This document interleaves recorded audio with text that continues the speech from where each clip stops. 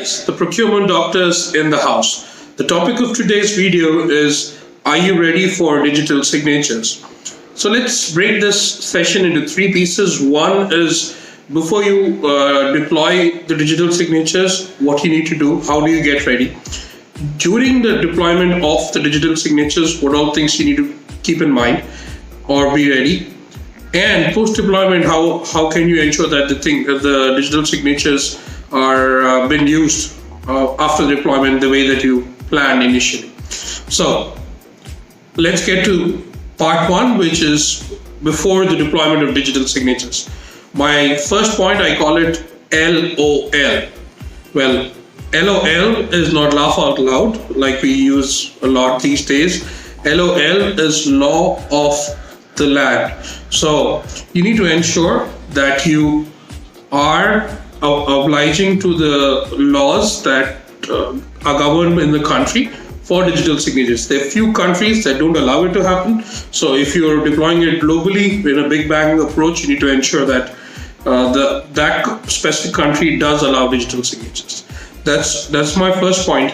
The second point I'd say is the right hand doesn't know what the left hand is doing. Well, if in most organizations, if you have a procurement tool or if you're already embarked on a digital transformation journey, maybe it's not procurement or any other department, more so on the sales or the HR teams, usually use digital signatures because they do a lot of signing as well. And we don't want procurement or the contracts team go and negotiate a deal with a different vendor than what the sales team is already using. You might get a sweet deal if you already know someone who's using it and also have some feedback from them about the tool itself. So that's my second point.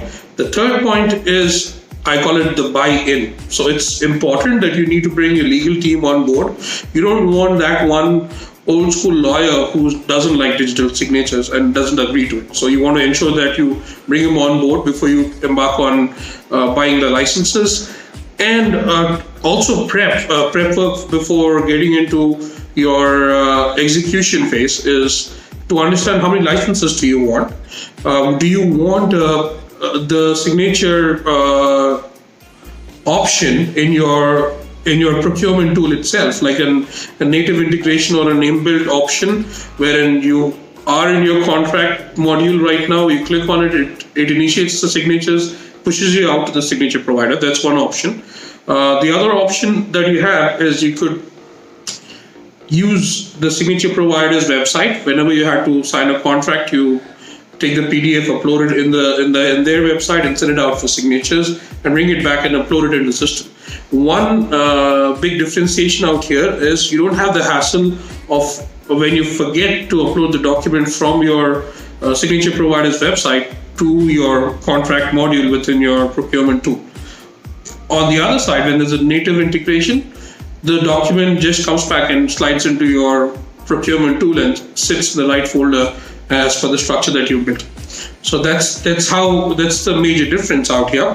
We're done with phase one, which is pre-deployment. Now let's get to the second piece, which is during the deployment, what all things you need to keep in your mind. I don't know why I'm so itchy today, but I think it's just the dryness, I'm sorry.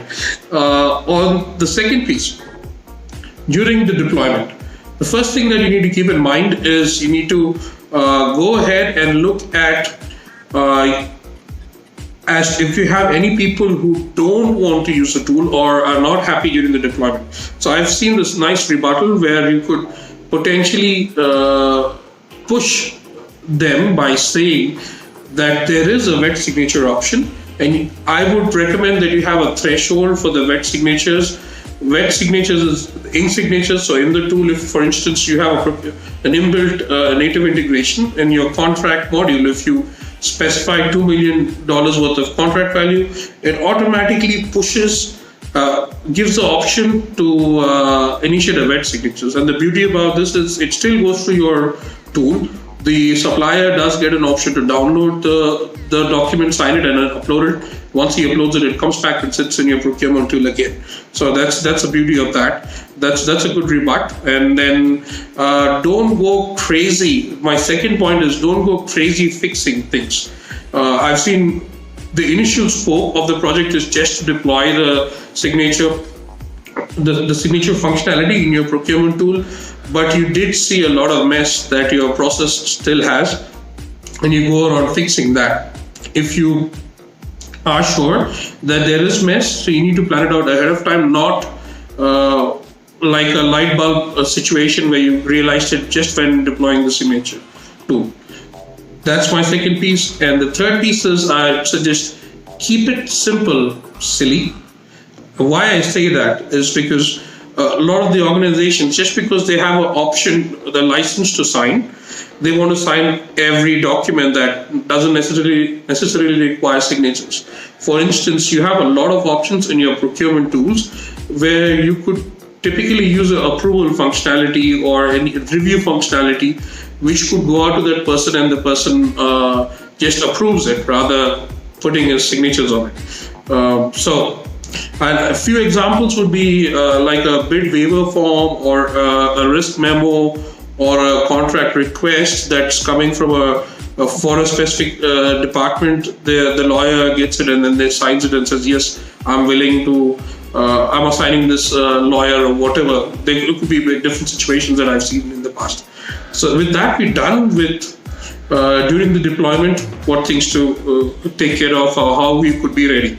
Post-deployment, it's pretty simple with the signature tool. The only hassle that I see is people are not willing to use it. They still like the old school way of signing documents. So to stop this from happening, you need to have a good monitoring mechanism as well as reporting mechanism, and you need to ensure that you have a close eye on how things are progressing after the deployment of the signature tool. The second piece, a good advice I would give is mostly it's your leadership who does the signatures. Tell your leadership not to sign if it's not coming through the tool. So you could have a separate meeting with the leadership and tell them that we need their support in this case. And then you could relook at if there's any issues, if there's any tweaks in the process after the deployment, and fix the issue, redeploy it. Or if you plan to deploy it for other countries, you could go ahead and do that. Well, that brings me to the end of this video. I hope you enjoyed it as much as I enjoyed it making it. See you guys next week. Thank you. Bye-bye.